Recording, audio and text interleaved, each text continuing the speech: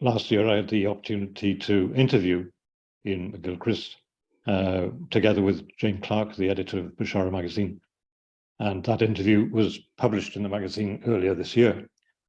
Now I have the very great honor to introduce Iain McGilchrist himself as our speaker this year. Now, as we all know, we are each of us unique. This is a point that Iain brings out in in the book, The Matter with Things. But although we are each unique, I think some people seem more unique than others. And Iain McGilchrist is one of these people.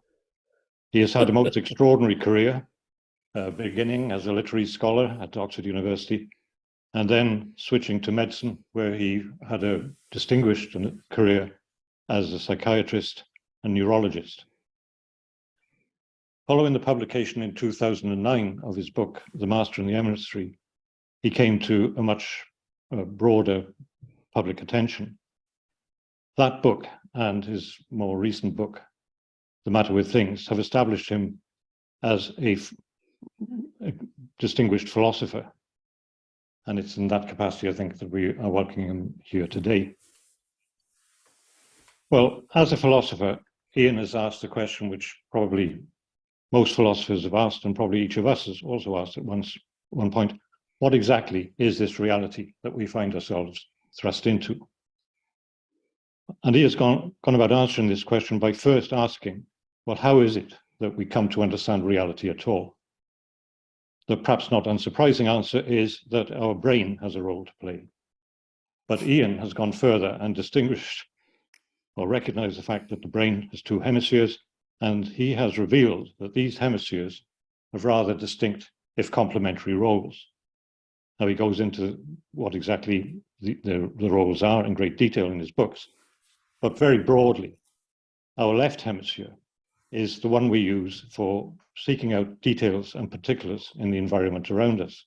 We could say that with the left hemisphere, we zoom in. The right hemisphere, by contrast, we zoom out to see the bigger picture, to see the context. And it's only within the context that the details that we've seen through the left hemisphere begin to make sense, to come to have meaning. Now, Iain has shown that in the time and the society in which we live, the left hemisphere has come to dominate. And in doing so, it has given rise to the worldview with which all of us, I think, are familiar, and which is the generally accepted worldview, namely the mechanistic, materialistic, reductionist one. Iain has also argued that this worldview is not the best worldview. In fact, it can help explain why we are facing so many crises today. For example, the fact that we don't zoom out to get the context can explain why we have environmental crises. And it also suggests that unless we change our worldview, we're not going to solve these crises. So Iain's plea is that the right hemisphere should once again become the master, and through its dominance, a better worldview will arise. Much of the latter part of his most recent book is an explanation of what that worldview would be. It's a much richer worldview than the rather meaningless and impoverished one that the materialistic worldview offers us. In my review of his book, I tried to very briefly outline what metaphysics he was suggesting. Amongst the key points that I brought out were that he's suggesting that consciousness is absolutely foundational rather than matter. He also suggests that values are ontologically primitive, so that beauty, truth, justice are not constructs of the mind which we paste on to the reality that we see around us. He also suggests that relationships are more fundamental than the things which are related. He has also much to say about time, and in particular, he argues that Newton got it wrong. It's not motion that needs explanation.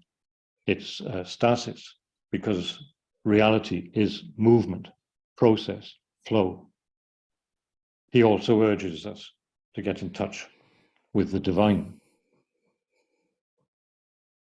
Writing a review of such an enormous, magnificent book was a challenge, a worthy challenge, a rewarding challenge.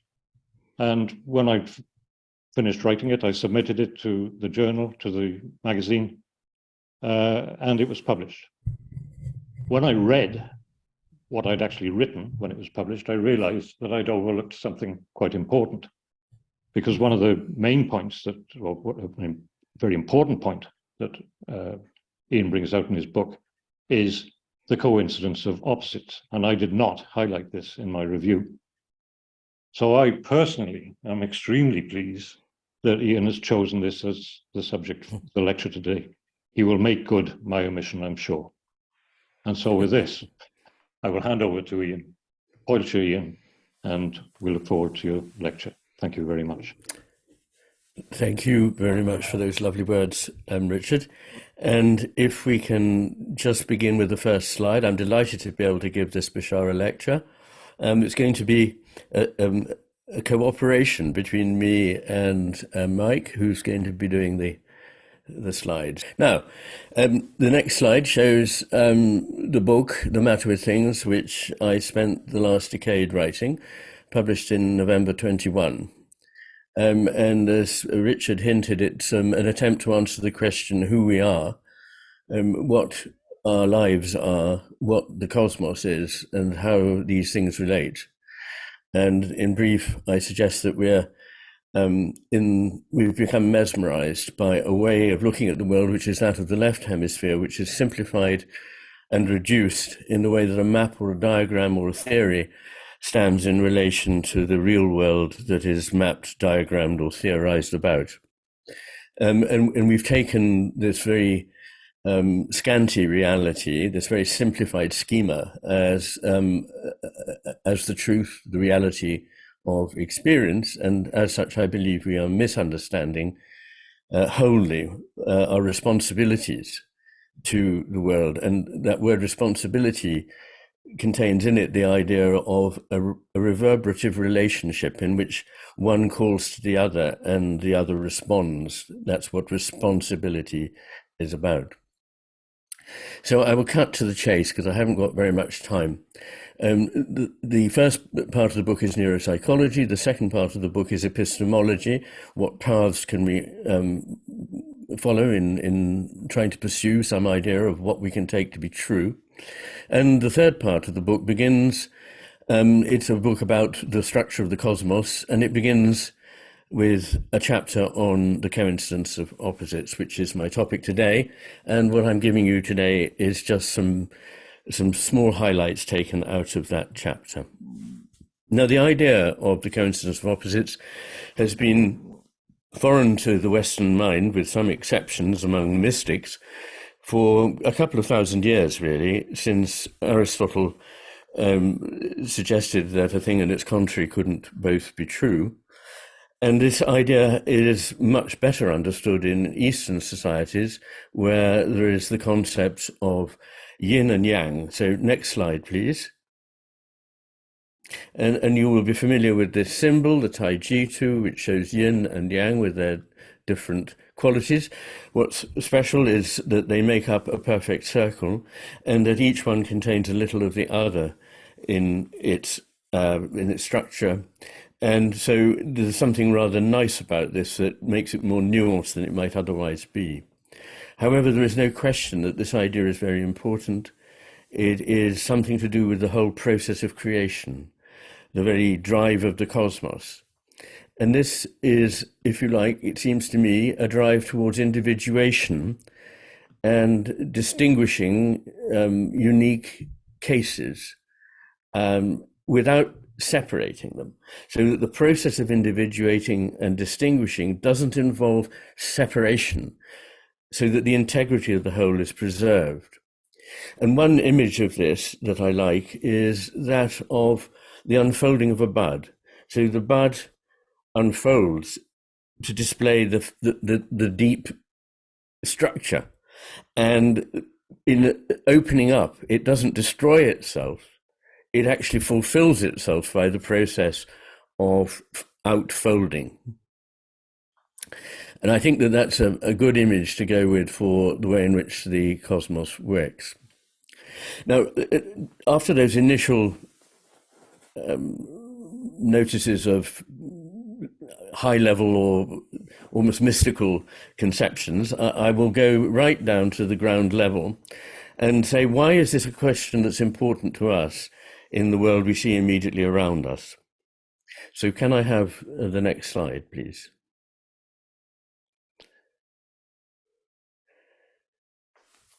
Next click. Okay, our everyday world. So I'm going to go down to our everyday world and build back up again to the more mystical realm. And what I'd suggest that we can probably all see is that as a society, we pursue happiness and become measurably less happy over time. We're the most miserable people that have ever existed in the time that we've been measuring it. We privilege autonomy and end up bound by rules to which we never assented, and more spied on than any people since the beginning of time. We pursue leisure through technology and discover that the average working day is longer than ever and that we have less time than we had before. Nowadays, things that used to be solvable with a 5-minute telephone call can involve MC Escher-like loops in which one goes round and round something on the internet for a few hours before giving up and trying to find a telephone number where one talks to somebody in probably the subcontinent of Asia who has an algorithm to follow and therefore answers in the way that a machine would answer. The means to our ends are ever more available, while we have less sense of what our ends should be or whether there's a purpose in anything at all.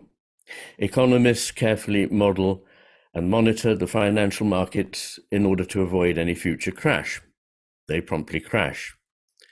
We are so eager that all scientific research result in what's called positive findings that it has become progressively less adventurous and more predictable, and therefore discovers less and less that is truly significant. And it doesn't aid advance in scientific thinking in the way that it once did. We grossly misconceive the nature of study in the humanities as utilitarian in order to get value for money, and thus render it pointless, and in this form, certainly a waste of resource. We improve education by dictating curricula and focusing on exam results to the point where free thinking, arguably an overarching goal of true education, is discouraged.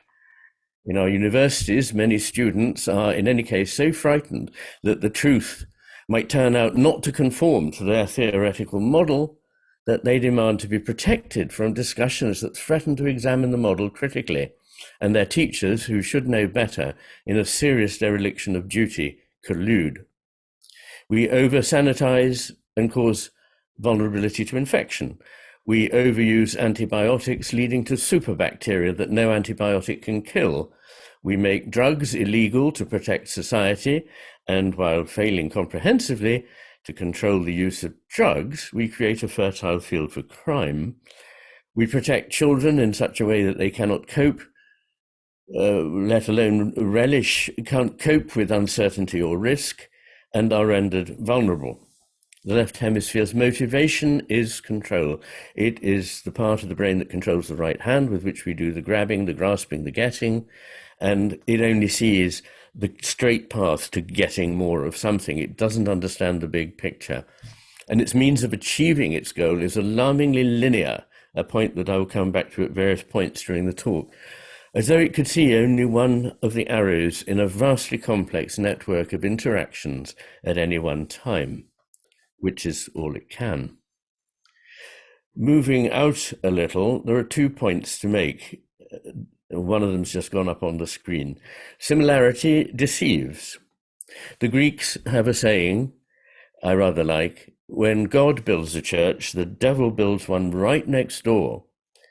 And we need to be aware of lookalikes, because they are the dangers, and Puritanism is one that presents itself as self-righteous, as the only true path. It brooks no opposition. It drives out art, music, laughter, all the things that help us towards wisdom and pretends that it is the only path to spirituality, I believe its motivation is very far from benign. And next line, please. Not acknowledging the dark side causes actual harm both in the individual psyche and in society. So it leads to tyranny in the private sphere. I've often had to try to explain to somebody who couldn't accept that they were imperfect and had a dark side, that their attempt to project this idea of caring for everybody and getting everything right ended up tyrannizing an entire family and achieving the opposite of what they wished. So accepting the dark side, as Jung pointed out, is an extremely important aspect of spiritual maturity. And it leads also to extremism and ultimately tyranny in the public sphere. So we don't see the dark side of what it is we're currently advocating, though of course it exists, and instead we promote it at the cost of everything else. And in life, the good things are not ever as good as they're said to be. They carry hidden dark elements with them, and the things that are despised and we attempt to eliminate from our lives might teach us things that are important. So moving up from there to what I'm calling intermediate reflections. Next slide, please. The first thing is extent. So the extent to which a truth is a truth. Truths are only really ever half true because it depends on in what situation, to what end, in what context, for which person. And so as Whitehead put it, there are no whole truths. All truths are half truths. It's trying to treat them as whole truths that plays the devil, says he. To have seen it from one side only is not to have seen it. Moving down, that leads nicely to the idea of context. Context makes a huge difference to everything that you're looking at. And one of the things that I'd want to emphasize is that when we argue about values, it's often the opposition of standpoints. And from different standpoints, we see a different context and we see something quite different from what the other person may be speaking about. To give you a very simple example of how context can actually reverse the meaning of something, I sometimes refer to the size of cereal packets in America. There are basically four. There's jumbo, which means very large. Then there's economy, which means large. Then there's family, which means medium. And finally, there's large, which means small. So the context can change completely the meaning of a word or phrase. And it's extremely perilous in an age in which we're very good at taking sound bites and quotes from people out of context, and the context might have made them appear very different from the one they seem to be when they're decontextualized. And then there's the next line, please, the effects of perspective. So famously, Heraclitus proclaimed that the way up is the way down. And of course, it's true. The way up the hill from where I live is also the way down when I come back.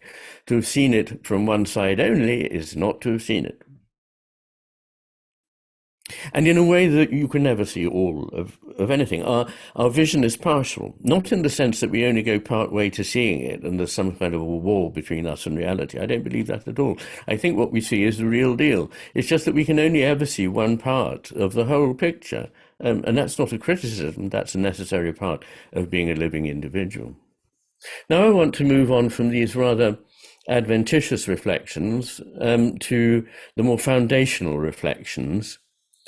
And the first of these is necessary coexistence of the good and the bad in whatever way we think of it. You can put up the next slide because it illustrates this quite nicely. Every angel has his devil.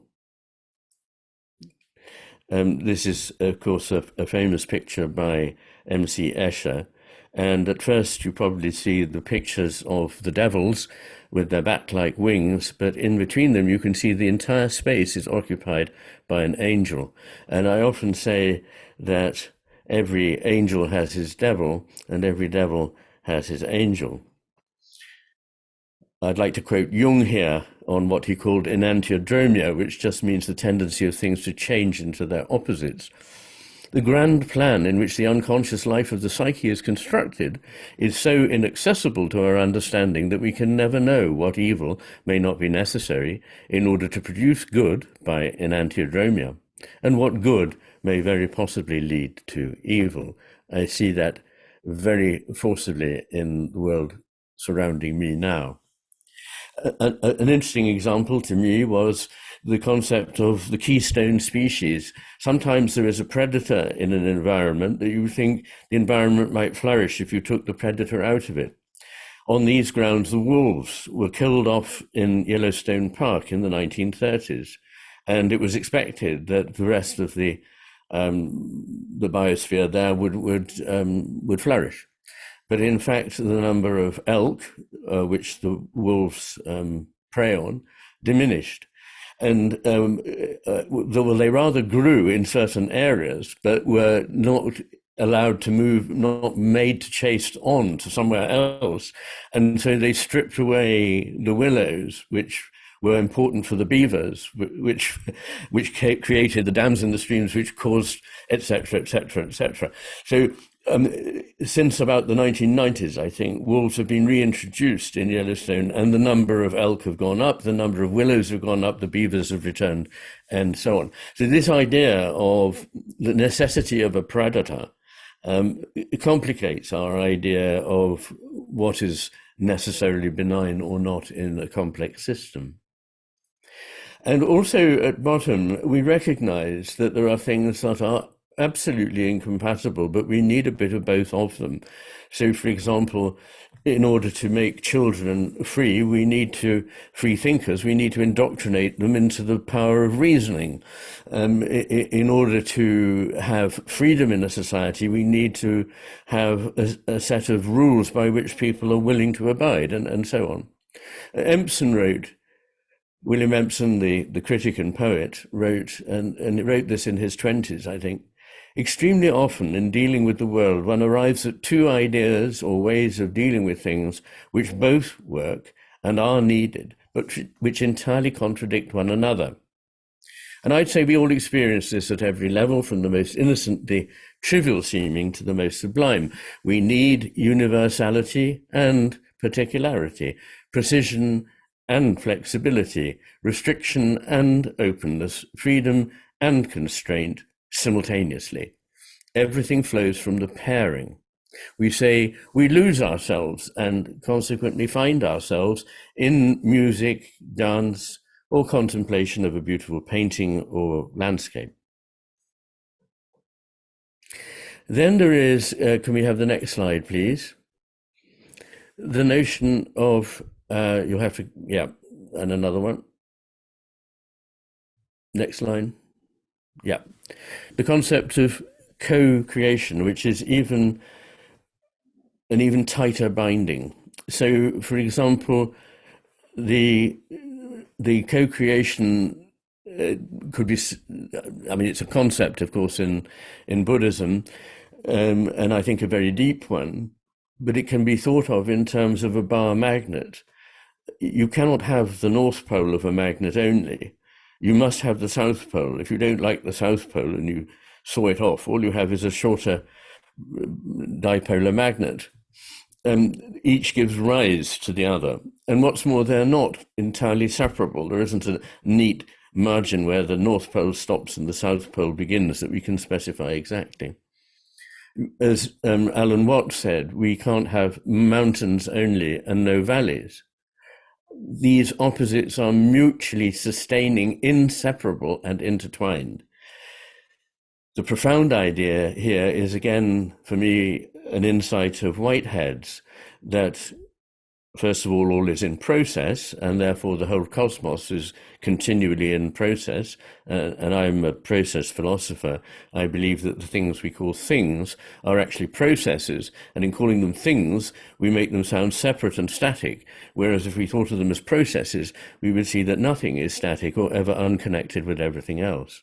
But his profound idea was that God, or the ground of being, and the cosmos that was underwritten by that ground of being, or brought into being by that God, in a way evolved together. It's complicated in the case of God because God can be both transcendent and eternal and part immanent in the creation, and thus, as it were, unfolding like the flower what was in and coming to know itself more fully in the process of creation. And this idea can be thought of as complementarity. The idea of complementarity is foundational in the natural world.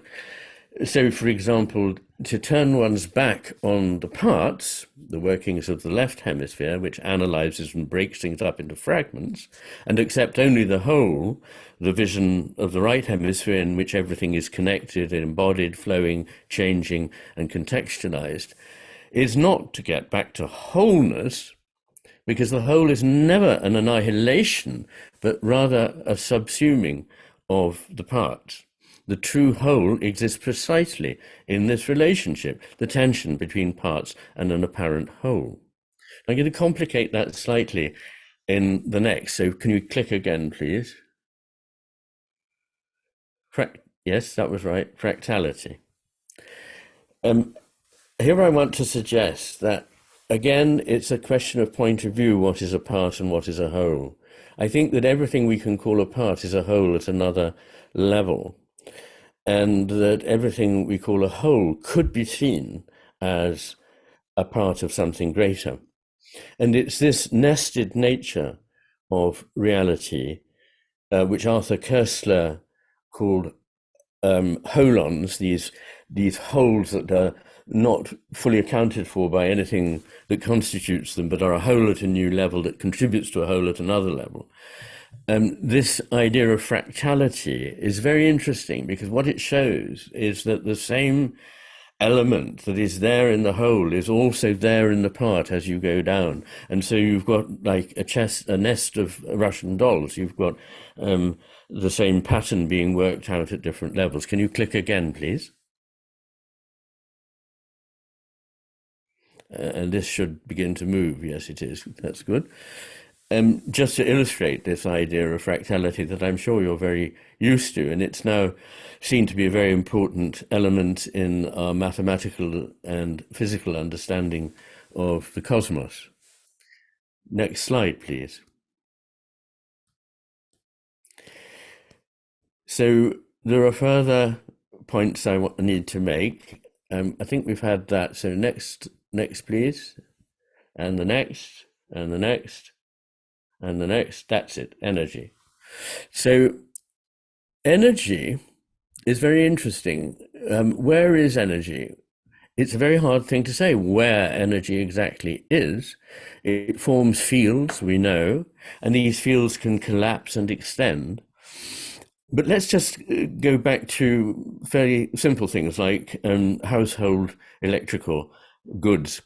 Where is the electricity in a circuit? Is it in the positive terminal? No. Is it in the negative terminal? No. Is it then just in the space between the terminals? No. It's in what happens when you put the positive and negative terminals together and something new evolves, which has extraordinary power. And so, in a way, I'd like to say that this is the structure of the world, that the coming together of things leads to something else at another level that was somehow implicit in it. And this is the same as the north and south poles of the magnet, whereas the magnetic power, it's not in one or the other, it's in the whole. And in a quite different sense, you can think of it as the merging of male and female gametes in the origin of new life. And of course, if you've ever actually seen a cell dividing, you'll be familiar with this astonishing, awe-inspiring dance that is conducted within the cells by the chromosomes dividing. And it looks for all the world like a field of iron filings moving under the power of a magnet, as it happens. William Blake wrote, "Without contraries is no progression." In other words, power comes from contraries. Attraction and repulsion, Reason and energy, love and hate are necessary to human existence. Those were all the words of Blake. And even in heaven, Blake believed there must be grief as well as joy, because you couldn't have meaningful joy unless there was something that was a part of its opposite also present. And in verse, he wrote, "It is right, it should be so. Man was made for joy and woe. Joy and woe are woven fine, a clothing for the soul divine. Under every grief and pine runs a joy with silken twine." So this kind of contrariness or contradiction or coincidence of opposites can be seen in all kinds of ways, threaded through the structure of the world, some of them at a more superficial level, some of them at a deeper level, and reaching down into the territory of the soul. The American philosopher Jacob Needleman wrote, "Stay with the contradiction. If you stay, you'll see that there's always something more than two opposing truths. The whole truth always includes a third part, which is the reconciliation." Remember that, because I want to come back to that in a short while. One very homely way of thinking of it is to make a good apple pie. You don't want bland apples. You need very tart, sour apples and extremely good honey. And the combination is absolutely irresistible. And I think that's important, because a lot of people think that the business of holding the opposites is to allow them to collapse into a sort of tepid midpoint between the two extremes. And this is not the case. What you often need is to hold the tension between them and see what comes out of it. Now, if we could have the next slide, please. This is a quote from, I think, with no exception, the greatest of Greek philosophers, a pre-Socratic philosopher, Heraclitus, who's taught me more than probably any other philosopher in my lifetime. He says, "They do not understand how a thing agrees at variance with itself. It is an attunement." The word he uses in Greek is harmonia, or actually harmonie, because of the dialect he wrote in. "It is an attunement turning back on itself, like that of the bow and the lyre." Next slide, please. And here I just wanted to put up these two images. The point is that the tension of the string in the lyre being pulled in opposite directions at once is what gives it the power to let fly the note. It's the tension in the bow pulling the string apart that creates the tension that allows the arrow to fly forth.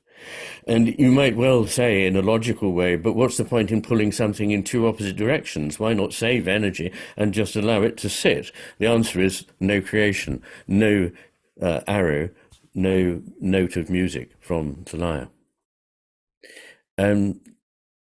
Harmonia is also a very interesting concept in itself. He probably meant three things by it. One was the fitting, or at this time at any rate in Greek, it could be used to mean the fitting together of surfaces that are true, as we carpenters will say, if two surfaces or two points of a joint meet correctly, that they are true, or even that they marry, which is rather wonderful. It can also mean the reconciling of warring parties, and it can also, of course, mean the accord of musical strings. And I think all three of these are present in this rich idea of harmony. Unison is when there is just one voice, or everyone is taking the same voice. Harmony is the beautiful coming together of the right differences, not just any old differences. Next slide, please. Yes, this is the densest and probably the richest of all Heraclitus's epigrammatic utterances. Graspings, the Greek word is silipses. Wholes and not wholes. Convergent, divergent. Consonant, dissonant. From all things one, and from one thing all. Now, that's about as deep as it gets, really. The Greek word graspings, I mean, it's not a perfect translation of silipses, but seems, according to Charles Kuhn, who's, I think, Heraclitus's most rewarding commentator, to suggest several ideas. Something grasped, perhaps suggesting the sudden comprehension of a gestalt, something that comes in an intuition, something that brings elements together, and fertility. For example, Aristotle uses the word to mean the sexual generation of life.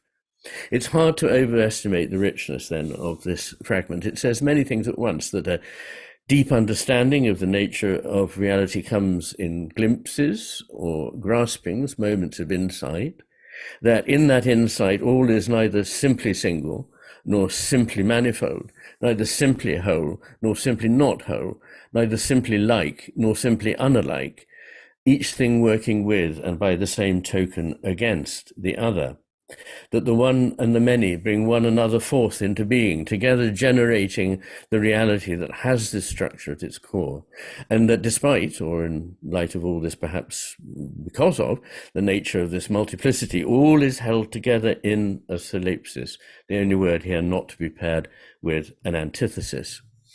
And the whole saying is in itself a solipsis, if you like. It's a gathering which in its fertility births a solipsis, a moment of dawning insight for us.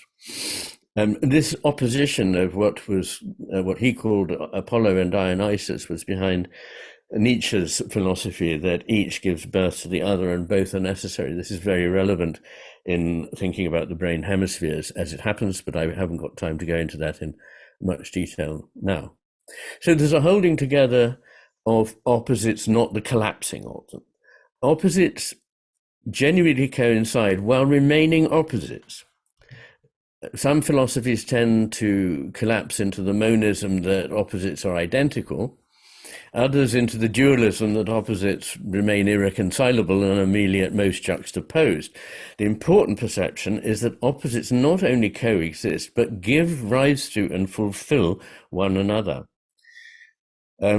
Niels Bohr, when he was ennobled by the Danish government for his absolutely groundbreaking work in quantum physics, chose as his motto, contraria sunt complementa, contraries complement or fulfill one another. And he also actually took the sign of the Taijitu, the Yin Yang symbol that we started with, as the core of his coat of arms. And they're conjoined like the poles of a magnet without any intervening boundary, while nonetheless remaining distinct as opposites. Now, can we move on, please? I want to say something about, yes, that's all right, we've dealt with that. And the next one, and the next one, and the next one, and the next one, deep structure. The deep structure of reality. Well, I mentioned the name of Niels Bohr there, and he said something very interesting. It is the hallmark of any deep truth that its negation is also a deep truth. And he contrasted that with simple truths like whether I had milk in my coffee at breakfast. I mean, either I did or I didn't. There's no two ways about it.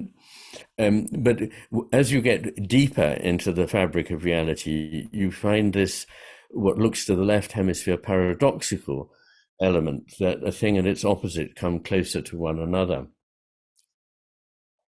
And another great philosopher of the pragmatic, or pragmatist, I should say, tradition, C.S. Peirce, an American philosopher who, along with William James, was one of the most important philosophical influences in the late 19th and early 20th century.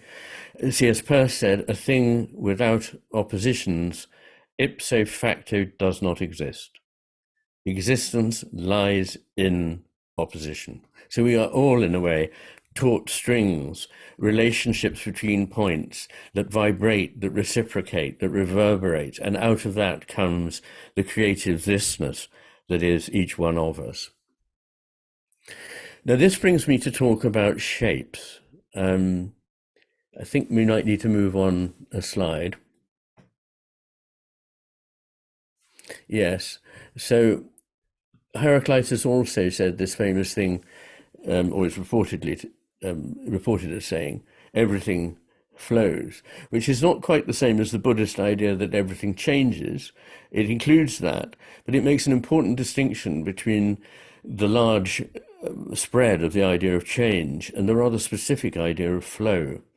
So it's not just that one thing ceases to exist and another thing comes about, but that there is a seamless evolution that is like the evolution of a personality over time, or the evolution of a melody or a leitmotif in Wagner, that it keeps on flowing, it keeps on changing, and everything has this important structure. And I like this when it comes to the idea of the difference between individuality and the general, because I believe that individuality is not set against the general, but is something through which we can see the general. And I like to mention this image of the early 19th century philosopher Schelling, who refers to a whirlpool in a stream. The whirlpool is not in the water in a way that a stone is in the water, or somebody might toss a ball into the water. The whirlpool is the water. It's not in it. It is the water for a time being. And it's very real. It's photographable. It can move stones. It's a definite force. It's measurable. But it's only part of the water for a while, and the water flows on and does something else. And I believe that each one of us could be seen as every living thing, or perhaps everything could be what we call a thing, could be seen as a whirlpool or something of this kind within the overall ocean of consciousness. And Democritus said a number of unwise things. He started the baleful story of atomism, but he also did say, with a great deal of insight, the cause of coming into being of all things is the vortex.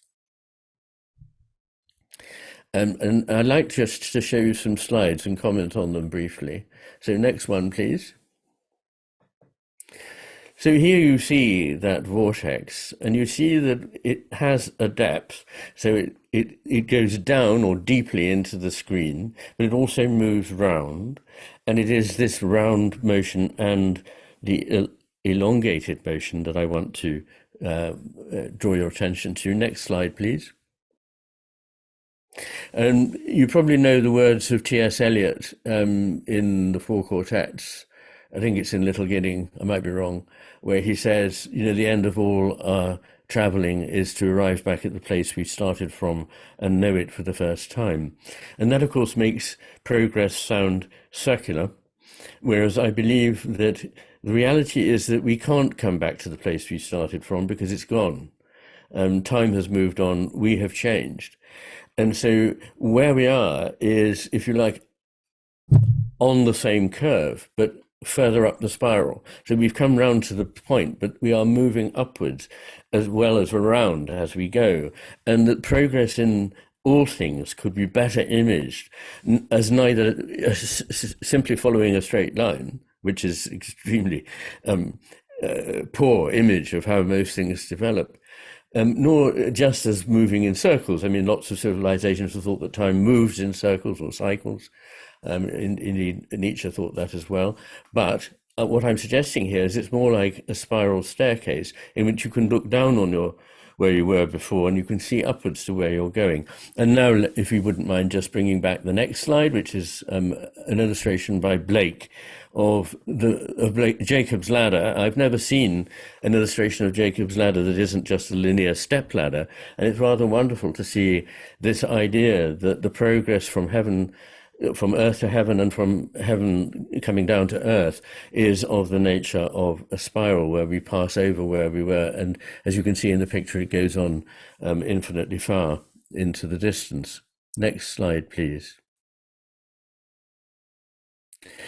Yes, as you know, waves and particles are considered to be two possible ways of looking at the deep structure of matter, and something that is a wave can collapse into a particle.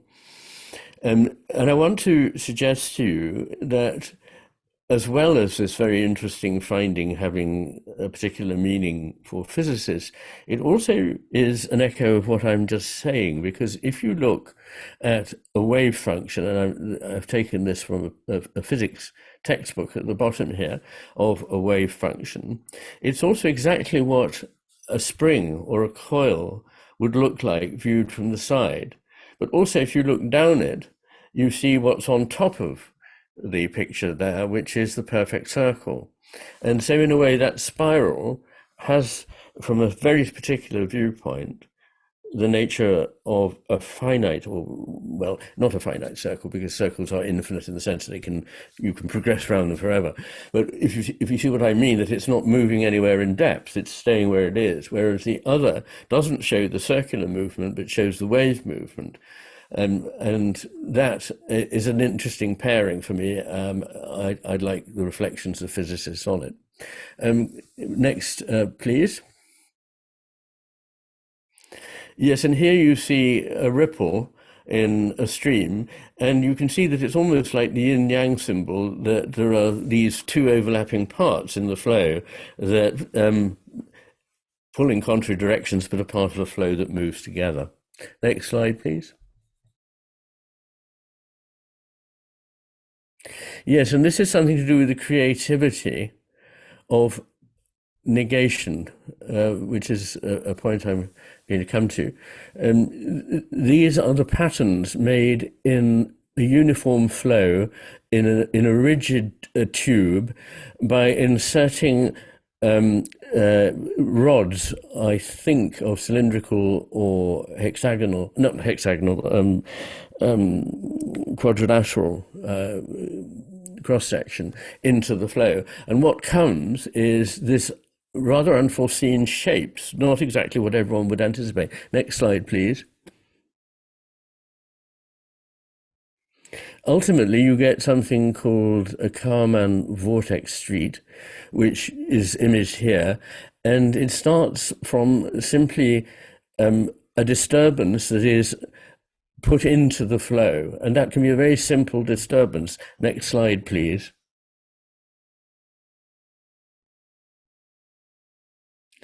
In fact, Leonardo, what did Leonardo not know, saw this when he was watching movement in water, and he shows this sort of braided effect of things coming and going and intertwining after an old man allows his stick that he's leaning on to go into the water, and he draws the shapes that come out in the flow. Next slide, please. Yes, and what we see here is the necessity of resistance. I mean, again, from the simple point of view, resistance is just something we would like to do without, but it's actually very important. And the trouble with most of our images are that they are of progress along a linear path, and if there's anything that kind of interrupts it or opposes it, we should get rid of it. And I just want to read quickly this passage from Friedrich Hundertwasser, an Austrian painter and architect. In 1953, I realized that the straight line leads to the downfall of mankind. But the straight line has become an absolute tyranny. The straight line is something cowardly, drawn with a rule, without thought or feeling. It is a line which does not exist in nature. And that line is the rotten foundation of our doomed civilization. The straight line is atheistic and immoral. The straight line is the only sterile line, the only line which doesn't suit man as the image of God. The straight line is the forbidden fruit. The straight line is the curse of our civilization. Any design undertaken with the straight line will be stillborn. Today, we are witnessing the triumph of rationalist know-how, and yet at the same time, we find ourselves confined and confronted with emptiness, an aesthetic void, desert of uniformity, criminal sterility, loss of creative power. Even creativity is prefabricated. We've become impotent. We are no longer able to create. That is our real illiteracy. Well, as you gather, he wasn't a fan of the straight line. And I think we are all tyrannized by this thought that things should be most effectively pursued in a straight line. And I had a correspondent with a Swiss politician, Lucas Fierz, who recalled that as a boy he met his celebrated neighbor, Carl Gustav Jung. In the course of conversation, Jung, quote, told us about his encounter with a Pueblo chief whose name was Mountain Lake. The chief told him that the white man was doomed. When asked why, the chief took both hands before his eyes and, Jung, imitating the gesture, moved the outstretched index fingers convergingly forwards to one point, saying, because the white man looks at only one point, excluding all other aspects. Many years later, Dr. Fierce, who is a physician and a founding member of the Green Party in Switzerland, recalls that a significant adversary of that movement, the Green movement, was a successful industrialist and self-made billionaire. He says, I asked him what, in his view, was the reason for his incredible entrepreneurial and political success. He took both hands before his eyes and moved the outstretched index fingers convergingly towards one point before him, saying, because I'm able to concentrate on only one point, excluding all other aspects. I remember that I had to swallow hard 2 or 3 times so as not to say anything. So to return to this, the idea of necessary resistance, a lovely quote from the great romantic poet, German poet Friedrich Hölderlin, the heart's wave would never have risen up so beautifully in its cloud of spray and become spirit were it not for the grim old cliff of destiny standing in its way. And there's something important about the nature of matter in creation. I think in his introduction, Richard mentioned that I believe that consciousness is foundational. And it's not that I don't think matter is also foundational, it's that I think that matter is simply a form that consciousness can take under certain circumstances. So we don't know that we have consciousness because of matter. We might or might not. But what we do know is that we know matter only because of consciousness, and it's an element in consciousness that nobody's seen. All they've seen is phenomena in consciousness that have the nature we describe as material. What is that nature? It does a couple of important things.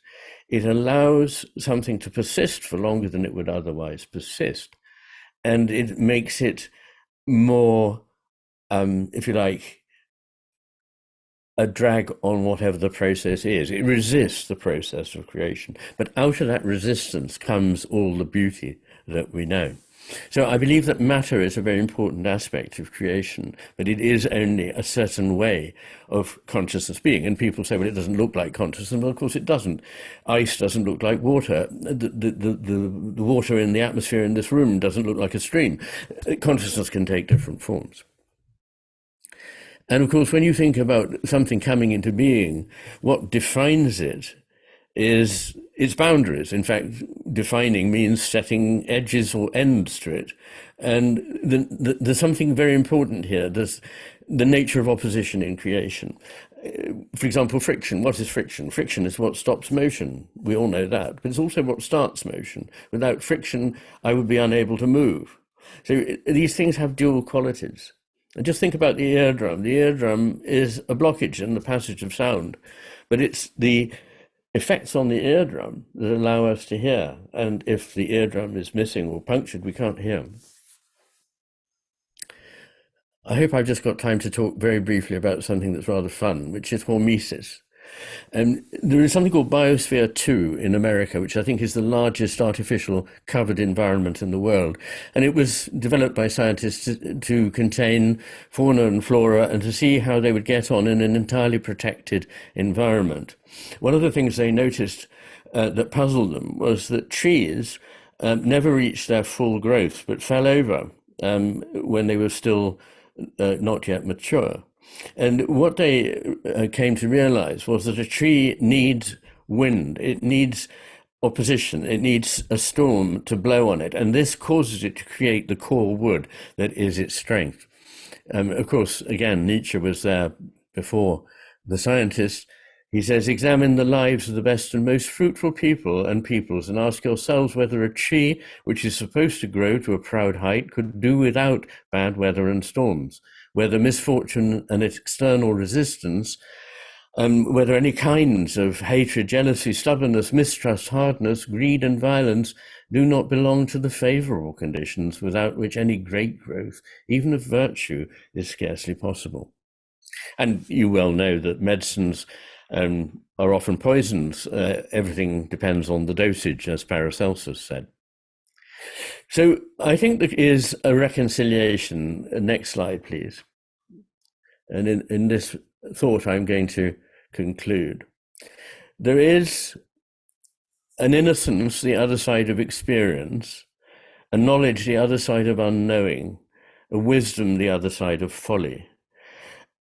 We have to go through its opposite for it to be fully realized. The innocence of a child is fine, but it's much less powerful and fulfilled than the innocence of a saint.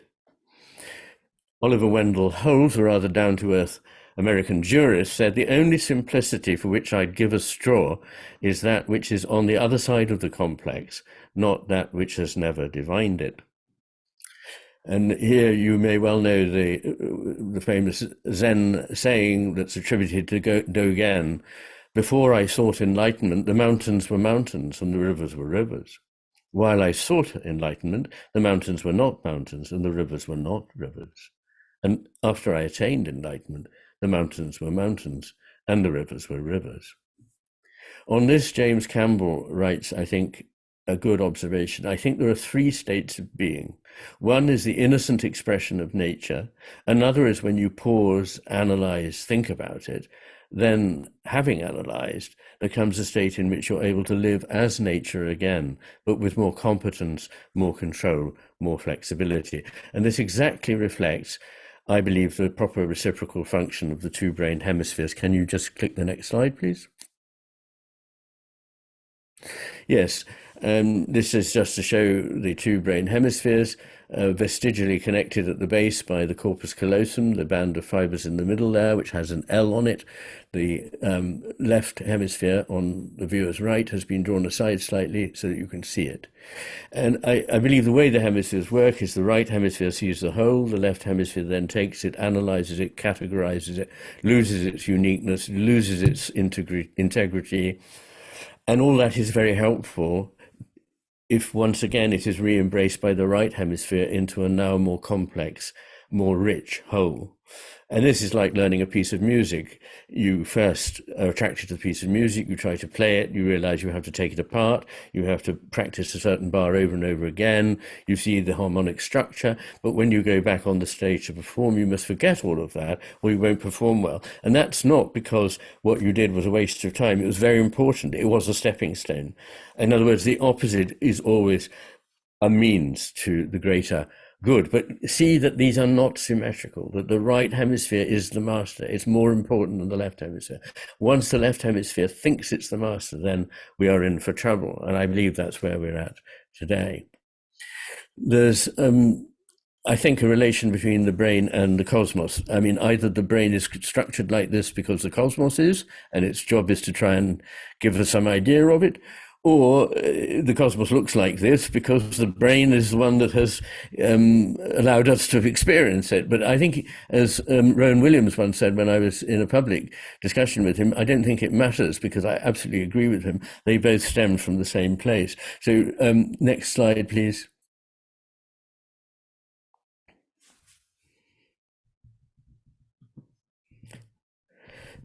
Next line. There is a force for division and a force for union, and we need both of these. They both play an important role. Next. But what we need is not just the force for division and the force for union in a symmetry. At a meta level, we need them to be unified. So, if you like, unity trumps difference at a higher level. We need the unity of difference and unity. And that's the first asymmetry. There are many others. I haven't got time to go into them, alas. Move on. Next slide, please. So again, and this is from a physicist who's in fact professor of physics at Cambridge, David Tong. At a fundamental level, is nature discrete or continuous? I see no evidence whatever for discreteness.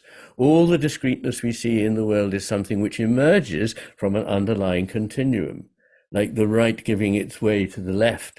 But in the end, it goes back to the vision of the right hemisphere, the union. Quanta are emergent. They're not built into the heart of nature. Next slide, please. So we need sameness and difference, difference within sameness and sameness within difference. Next slide, please.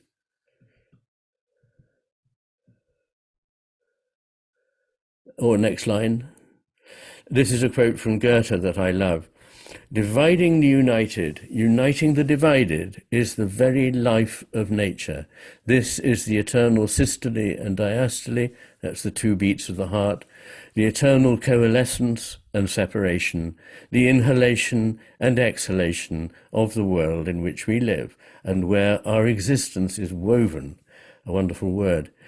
Next slide, please. Could well be there. Yes. This is really just to show how even when forms have sameness about them, we know before looking what structure a snowflake will have at one level. We can't predict the exact structure of that individual. Every one of these is unique and beautifully reflects in each part the other parts. Next slide. And even here at the heart of life, you see here the male and the female sex chromosomes, the X and Y for the male and the X and X for the female. There is sameness and there is difference, and there is difference that includes the sameness. And in some beautiful way, this sets up both togetherness and apartness, and the result is the creation of a new life. Next slide, please. Yes, and that's really the end of what I have to say. I had hoped to talk a bit about the corpus callosum, but I won't. I'll see if somebody wants to speak about it. But I have to say these words. The principle for division and the principle for union need to be brought together, not divided. We need not non-duality only, but the non-duality of duality and non-duality. And in terms of the hemispheres, I think I've said that it's once more not a symmetrical but an asymmetrical arrangement, not just between two dispositions, that of the left and right hemispheres towards the world, but between a disposition, that of the left, that sees the two positions as an antagonism that must ultimately lead to the triumph of one and the annihilation of the other, and a disposition, that of the right, that sees that they need to be preserved together, neither being allowed to extinguish the other, even though they're not of equal value. So the right hemisphere needs to be the one that superintends the actions and reinterprets them of the left hemisphere. And William James said, looking back on my own experiences, they all converge towards a kind of insight to which I cannot help ascribing some metaphysical significance. The keynote of it is invariably a reconciliation. It is as if the opposites of the world, whose contradictoriness and conflict make all our difficulties and troubles, were melted into unity. Not only do they, as contrasted species, belong to one and the same genus, but one of the species, the nobler and better one, is itself the genus, and so soaks up and absorbs its opposite into itself. And a final joke, and then I'm going to sign off. One time I was listening to Radio 4 and I heard the late lamented Jonathan Sacks telling a story about a pious Jewish man who was reading the Talmud. And in it, he found that one of the great voices, the great rabbis of the past, highly esteemed rabbi, said that on no account must you do X. Later, he came across another rabbi who said, you must always do X. And so being confronted with this conundrum, he did what any pious man would do. He prayed to God and he said, which should I believe? Which is true? And God said, both of them are true. And slightly exasperated, he said, but they can't both be true. To which God replied, all three of you are correct. I like that. Anyway, there you go.